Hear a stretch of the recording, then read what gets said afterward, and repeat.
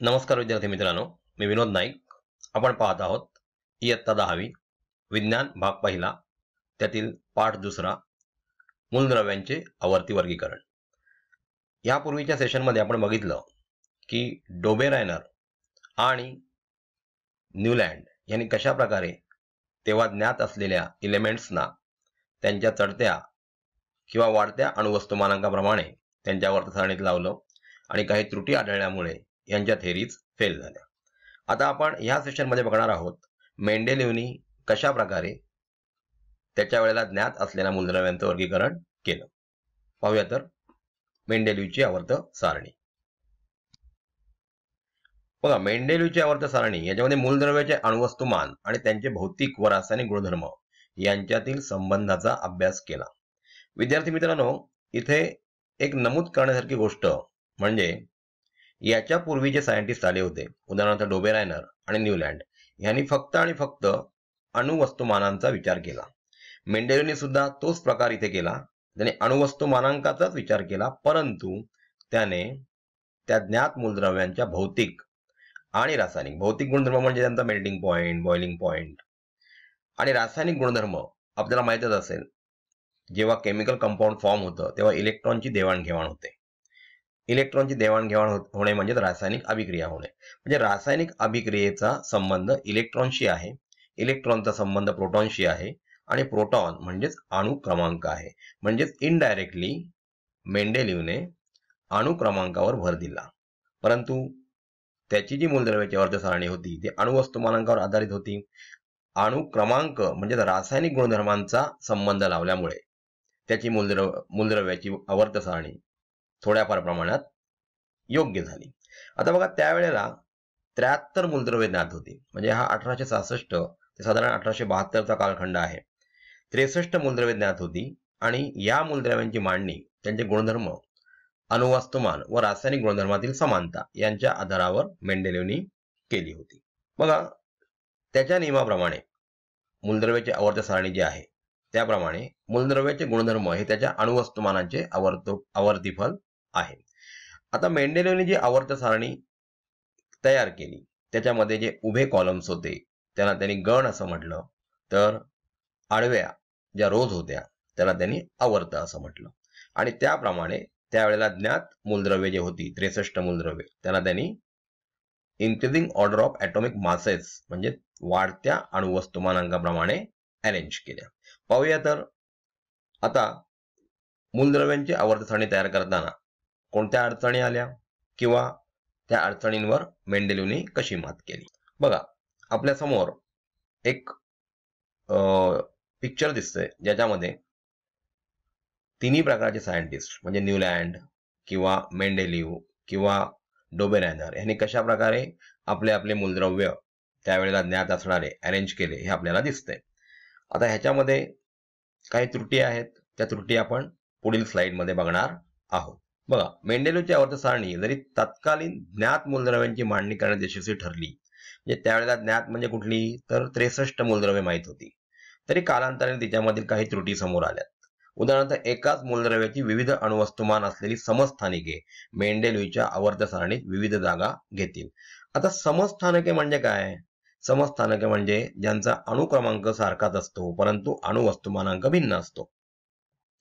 आता समस्थानकांचा विषय आलाय तर लक्षात घ्या की हायड्रोजन ह्याची 3 समस्थानिका असतात: हायड्रोजन, ड्यूटेरियम आणि ट्रिटियम.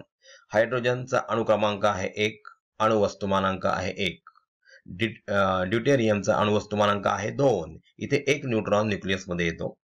हायड्रोजनमध्ये एकच प्रोटॉन असतो, त्याच्यामध्ये न्यूट्रॉन नसतो. हायड्रोजन हे एकमेव मूलद्रव्य असं आहे ज्याच्या न्यूक्लियसमध्ये फक्त प्रोटॉन असतो. ट्रिटियममध्ये 2 न्यूट्रॉन्स येतात आणि 1 प्रोटॉन, म्हणजे ह्या सगळ्यांचा अणुक्रमांक एकच आहे.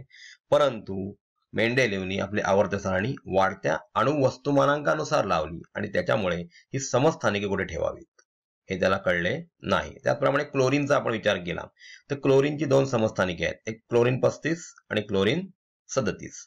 आता ही 2 समस्थानिके असल्यामुळे म्हणजे यांचे अणुवस्तुमानांक वेगळे असल्यामुळे त्यांना कुठे जागा द्यावी हे ह्या आवर्त सारणीत समजत नाही. ही त्याची महत्वाची त्रुटी आहे, कारण सगळ्या समस्थानिकांचे रासायनिक गुणधर्म सारखेच असतात. आता तुम्हाला माहितच असेल, समस्थानिकांचे रासायनिक गुणधर्म सारखेच का असतात बरे?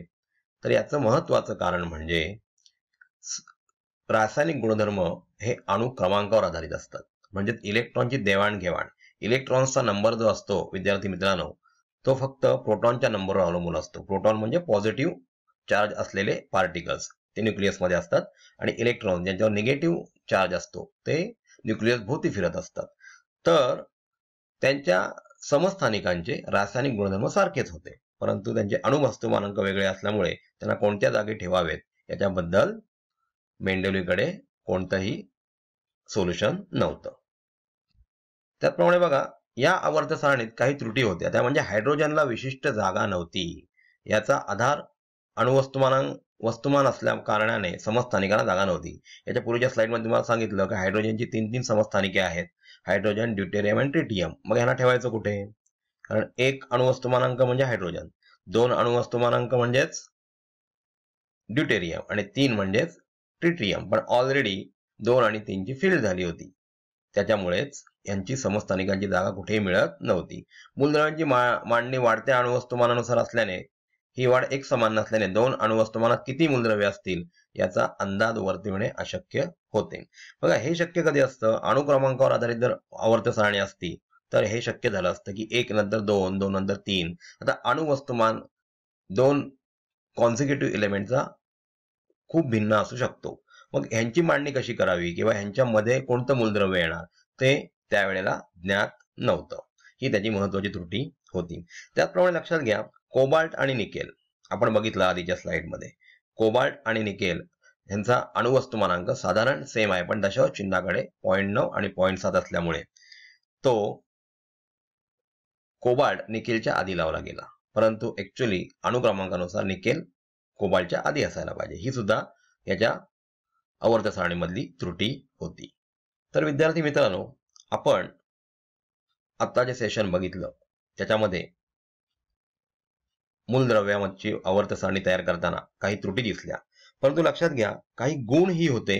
जे गुण असे होते की त्याने काही स्पेसेस ठेवले होते. त्या स्पेसेसमध्ये त्याने एका बोरॉन, एका अल्युमिनियम किंवा एका सिलिकॉन यांची मांडणी केली होती की जेणेकरून भविष्यामध्ये अशा मूलद्रव्यांचा शोध लागणार. त्यांचे अणुवस्तुमानांक त्यांनी 44, 68 आणि 72 असे ठेवले होते, आणि ते खरं होऊन पुढे स्कँडियम, गॅलियम आणि जर्मेनियम या मूलद्रव्यांचा तिथे शोध लागला. त्याचप्रमाणे